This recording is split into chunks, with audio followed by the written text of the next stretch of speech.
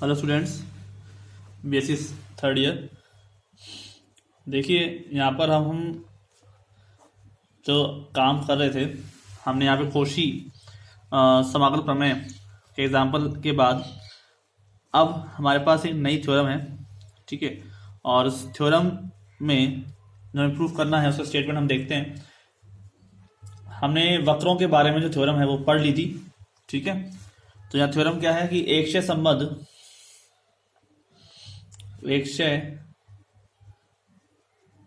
संबद्ध प्रांत जी में फलन एफ ऑफ जेड के लिए अनिश्चित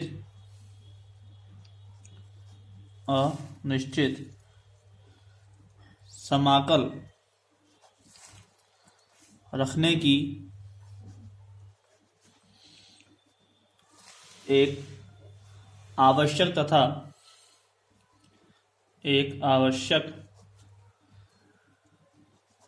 तथा पर्याप्त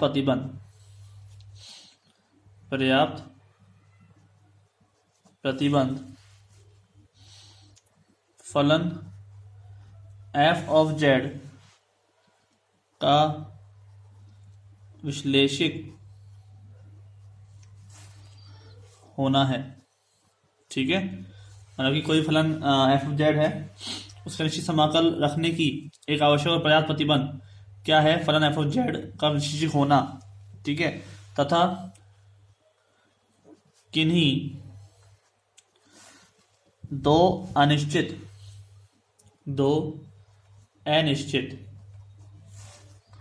समाकल में एक अचर का अंतर होता है।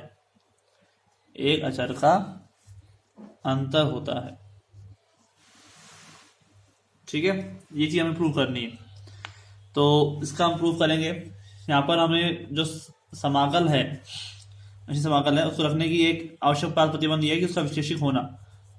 ठीक है, विश्लेषिक होने के लिए क्या करना होगा? सीआर इक्वेशन सॉल्व होगी, और किन्हीं दो अंशिक समाकलों में जो अंतर होता है, अचर का अंतर होता है, दो समाकल हैं, जो डिफरेंस होगा वो एक कांस्टेंट होगा। तो माना एफ ऑफ जेड का अनिश्चित समाकल जो है वो फाई ऑफ जेड है। ठीक है, फाई ऑफ जेड है, तो फाई ऑफ जेड की वैल्यू क्या होगी जो हमने यहाँ पर अभी लास्ट उसमें लिखी थी ना? फाई ऑफ जेड बराबर जेड जीरो से Z F of x I D of x I.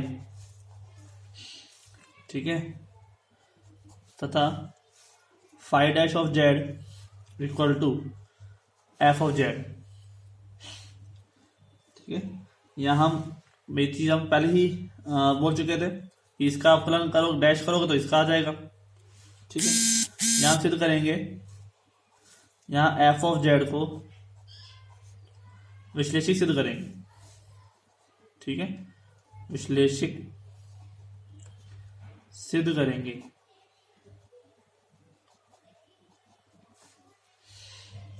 Equation number 1 जो हमने मानी है, एक से स्पष्ट है कि जी के प्रत्येक बिंदु पर फाई ऑफ जेड का अवकलज। ठीक है, जी के प्रत्येक बिंदु पर फाई ऑफ जेड का अवकलज एफ ऑफ जेड है, तथा फाई ऑफ जेड जी में क्या है? विश्लेषिक फलन है। जी में विश्लेषिक है, परंतु एक विश्लेषिक फलन का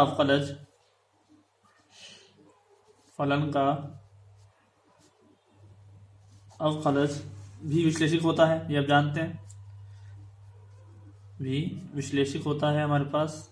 अगर कोई विश्लेषिक फलन है तो उसका जो अवकलज है ना वो भी कैसा होगा, विश्लेषिक ही होगा। राइट, यहां तक कोई दिक्कत नहीं। अतः एफ ऑफ जेड भी विश्लेषिक फलन होगा, बी जी में क्या होगा, विश्लेषिक होगा। इस तरह से ये विश्लेषिक फलन सिद्ध करें कि सीआर क्वेश्चन लगाना पॉसिबल नहीं है यहाँ पर, क्योंकि टर्म्स को बहुत लंबा करना होगा। तो क्वेश्चन नंबर फर्स्ट में हमको पता है कि जो जी है ना, जी के प्रत्येक बिंदु, ये जेड और एक्स आई जी के बिंदु है, प्रत्येक बिंदु पर फाइव जेड का क्या है, अवकलज एफ ऑफ जेड है, और फाइव जेड जी में क्या है, विशेषिक है, तो एफ ऑफ जेड भी क्या हो जाएगा, विशेषिक हो जाएगा, क्योंकि ये जो है विशेषिक फलन का अवकलज भी क्या होता है, विश्लेषिक होता है। ठीक है, अब ले रहे हैं इसका विलोमतय, इसका उल्टा, कि फलन अगर विश्लेषिक है तो उसका अवकलज ये होगा। तो यहां पर phi of Z plus del Z minus phi of Z, Z zero से Z plus del Z, F of x I D x I minus Z zero से Z F of x I D x आई। ठीक है, कोई दिक्कत नहीं। Z plus D del Z लगाया तो Z zero से जेड पर डेल जेड लगा दिया, F of x I minus, और जेड है तो जेड जीरो से जेड हो गया। ठीक है, दोनों को टर्म दिक्कत नहीं। अगर हम यहाँ पे थोड़ा सा चेंज कर दें, जेड जीरो को ऊपर ले जाएं और जेड नीचे ले जाएं, तो माइनस का क्या हो जाएगा, प्लस हो जाएगा, क्योंकि अगर हम लिमिट चेंज करेंगे तो चिन्ह भी चेंज हो जाएगा।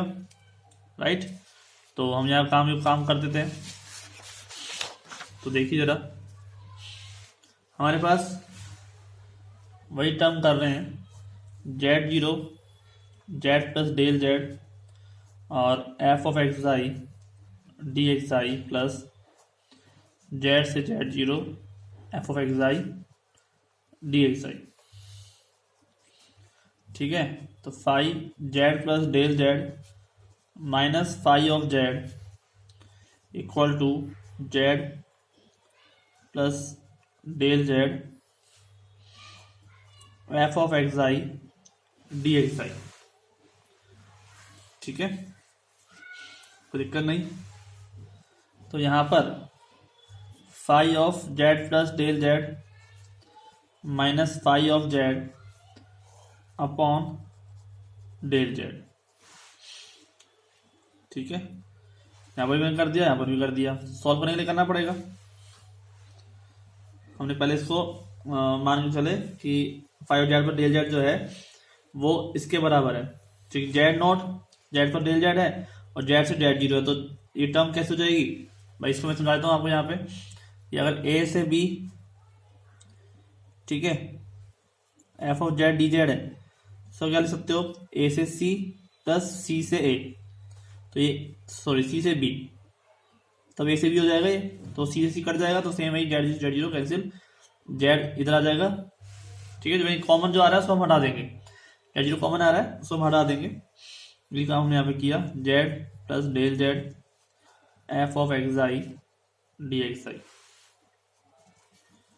ठीक है, तो five minus five of Z upon del Z equal to one upon del z,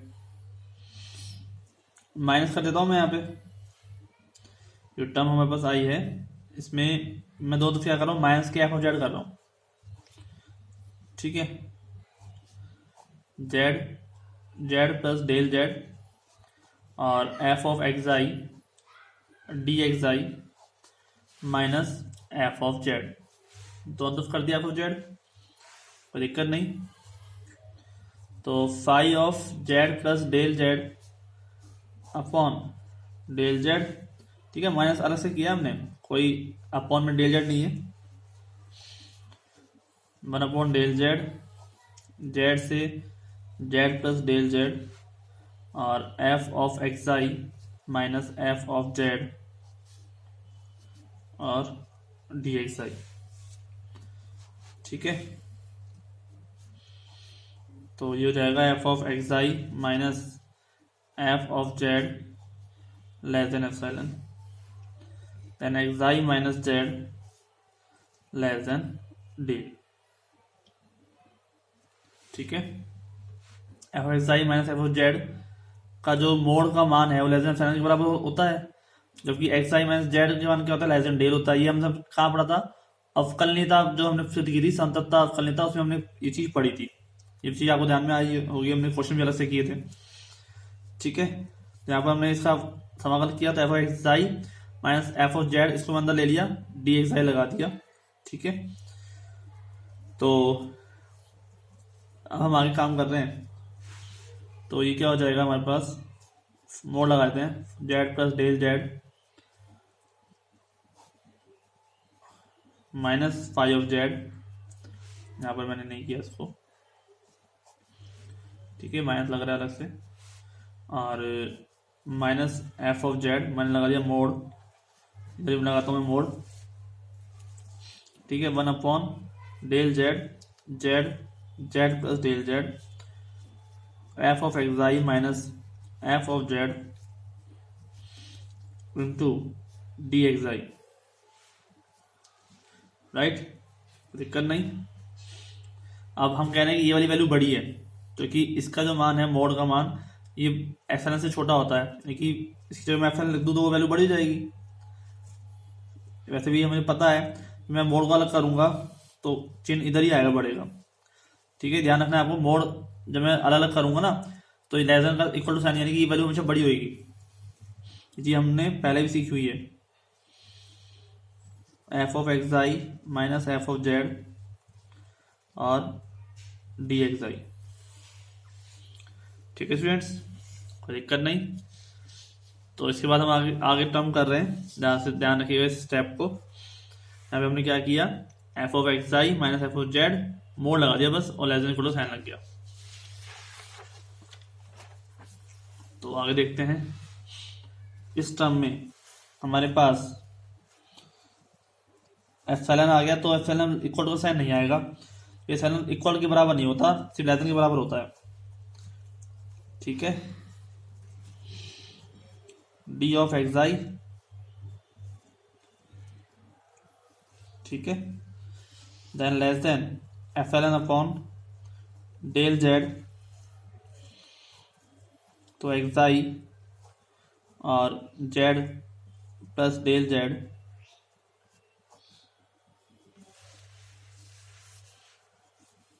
ठीक है, डेल जेड का क्या हो जाएगा, एक्स आई हो जाएगा, z Z plus del z. ठीक है, और x i upon del z, ये क्या हो जाएगा, z plus del Z minus के जेड, लिमिट रखेंगे हम, h z cancel, mod of del z epsilon upon sign ये वाला ही आएगा। ठीक है, मोड इसका और इसका भी यहाँ पे मोड आ रहा है, वैल्यू कैंसिल, यानी क्या रह गया, लेस देन एप्सिलॉन। ठीक है, समझ में आया, ये क्या रह गया, लेस देन एप्सिलॉन रह गया। तो यहाँ पर फंक्शन जो है हमारे पास phi Z plus del Z minus phi of Z upon del Z minus F of Z less than epsilon. ठीक है, एप्सिलॉन टेंस टू 0 जब डेल जेड टेंस टू 0। ठीक है, तो लिमिट लगा देते हैं, limit del z tends to 0, then phi of Z plus del Z minus phi of Z upon del Z minus F of Z equal to 0। जब epsilon tends to 0 हो जाएगा, जब हमारे पास डेल जेड टेंस टू 0 हो, ठीक है, तो epsilon का मान भी क्या हो जाएगा, टेंस टू 0 हो जाएगा, तो इक्वल टू में 0 आ जाएगा ये, और मोड हटा देता हूँ मैं, तो limit del z tends to 0, भाई 0 फाई जेड का मान 0, सब कुछ मान 0 हो जाएगा, तो ये हो जाएगा phi of Z plus del Z minus के phi of Z upon del Z equal to में एफ ऑफ जेड। ये वैल्यू किसकी है, ये वैल्यू है फाई डैश ऑफ जेड की, जो किसके बराबर है, एफ ऑफ जेड के बराबर है। ठीक है, ये वैल्यू किसके बराबर है, एफ ऑफ जेड के बराबर। ये वैल्यू वही तो होती है, अवकलनीयता अवकलनीयता जो है किसके बराबर है, एफ ऑफ जेड के बराबर। यहाँ पे वैल्यू सही है, लेस देन एप्सिलॉन है, तो less than epsilon epsilon tends to zero हो जाएगा। जब del z tends to zero होगा तो इसकी वैल्यू हम जीरो के बराबर मान लेते हैं। ठीक है, कोई दिक्कत नहीं है, समझ में आ गया होगा आप लोगों को। ठीक है, तो इस हिसाब से हमारे पास ये एक पार्ट था इसका एक सेकंड पार्ट और भी है। ठीक है, वो हम नेक्स्ट लेक्चर में लेंगे, क्योंकि एक बार में आपको जो प्रॉपरली बहुत सारा मैटर हो जाएगा तो फिर आप वीडियो में ज़्यादा अच्छे से समझ नहीं पाएंगे। ठीक है स्टूडेंट्स, तो यहाँ पर जो था ये हमने प्रूव करना था कि फाइव डैश जेड जो है, जो विश्लेषिक फलन है एफ ऑफ जेड के बराबर होता है। ठीक है, फाइव जेड विश्लेषिक है, एफ जेड विश्लेषिक हो जाएगा। क्यों? क्योंकि विश्लेषिक फलन का अवकलन क्या होता है, विश्लेषिक होता है। ठीक है, तो ये चीज़ हमने यहाँ पे प्रूव कर दी। तो मिलते हैं फिर, आज के लिए इतना ही। Thank you.